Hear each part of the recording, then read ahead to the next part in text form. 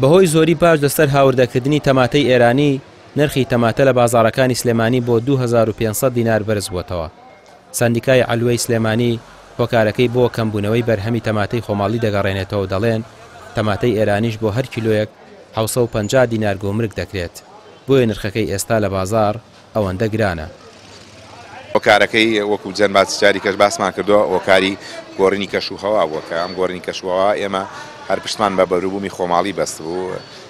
تاوان هەموو ساڵێ ڕۆژنامەی کشتتوکاوی لە 15 چوارەوە دەرەچێت ئەمە بۆ پاڵپشتی بەروبوومی جوتیارانە و بەروبوومی خۆماڵی ساغ بێتەوە. تا یەکی 12 باجی لەسرە تەماتە کە بەروبوومی خۆماڵیش نەهات ئێمەش بە ڕێژەیەکی زۆر کەم هاوردەکرا لەبەوەی باجەکەی زۆر بوو.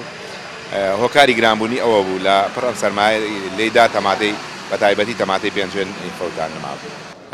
تا ئێستا شتێکی وانە بووە ئیتر لە بەیانیەوە ئێمە لەوە چێ باجەکەی کە ئەو باجەکەی بە تەواوەتی لەسەر لاچووە لە سبەینەوە ئیتر لەوە چێ ڕۆژێکی زیاتر لە ئەمڕۆ لە ڕۆژانی کە هاورداکرێ بەس بەداخەوە تەماتە ئەم ساڵ هەر لە ئێرانیش گرانە لەوە ناچێت بەو ڕێژەی کە لە تەمۆحی خەڵکا بێت دابەزێت نرخی تەماتە چەند بێت تەسەورەکەم لە 1000 دینار تەماتەیەک کە باش بێت 1000 نانێتە خوارەوە لە حەلوەیە. بەهۆی زۆری باج لەسەر هاوردەکردنی تەماتە لە کۆماری ئیسلامی ئێرانەوە بۆ سلێمانی نرخی تەماتە لە ماوەی چەند ڕۆژی ڕابردوو بە شێوەیەکی بەرچاو بەرز بوویەوە. بە جۆرێک لە بازاڕەکان هەر کیلۆیەک تەماتە 2500 دینار لەسەر هاوڵاتی دەکەوت.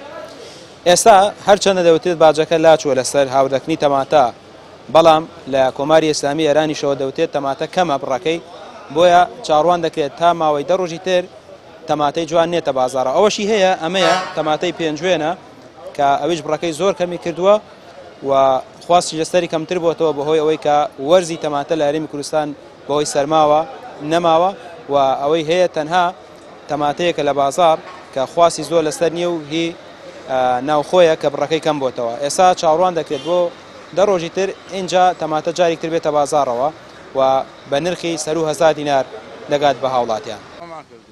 جوتیاران دەڵێن بەهۆی هاتنی سەرمای پێشوەخت بەرهەمی تەماتەی خۆماڵی کەم بۆتەوە و ئەوە ژوای کردووە نرخی تەماتەی دەرەوە بەرز بێتەوە. بەڵێ وەڵای لە ڕاستیە تەماتەی پێنجوێن تەماتەی ناوخۆی خۆمان بە حاجی هۆمەرانەوە بە هەموو ناوخۆی کوردستانەوە تەواوی کردووە. لە ڕاستیە سەرما هەمووی بردووە، بەڵام بەهۆی نەبوونی تەماتە و داواکارێکی زۆر لەلایەن هاوڵاتیانەوە مەجبور بووین داوا لە فەلاحەکانمان بکەین تەماتە بێنن. بەڵام لە ڕاستیە کۆتایی هاتووە ئەوەشی کە لەودی و هاوردە ئەکرێت لە ئێرانەوە بە ڕێژەیەکی بەرچاو بەرز بووەتەوە. تەماتە بە 1500 دینار و بە 1400 دینار و هەتا 1700 دینار ڕۆشتووە دوێنێ. بای ئەمەی خۆمان خۆ یعنی بە 1000 دینار و دوێنێ بە 1000 و ڕۆع بێ فرۆشراوە، بەڵام بەخوا تەماتەکەی بڵێم ئەوە نییەش بڵێ وڵا تەماتەیەکی جوان و ساغە، بەڵام لەبەر نەبوونی تەماتە خەڵک مەجبورە ئیکڕێت. خستنەسەری گۆمرێک تامانکی 12 ئەم ساڵە لەسەر بەرهەمی دەرەوە، بەڵام بەهۆی کەمبوونەوەی تەماتەی ناوخۆیی ئێستا باش لەسەر تەماتەی ئێرانی هەڵگیراوە. گرفتەکە ئەوەیە لە ئێرانیش کۆتایی وەرزی تەماتەیە و بڕێکی کەم بۆ هەرێم هاوردە دەکرێت کە ئەمەش وای کردووە لە دوای هەڵگرتنی گۆمرگیش لەسەری نرخی تەماتە بێتەوە سەر 1500 دینار بۆ هەر کیلۆیەک کە ئەوەش لەسەر هاوڵاتی زۆر دەکەوێت. ڕامیار عوسمان، کەناڵی پەیام، سلێمانی.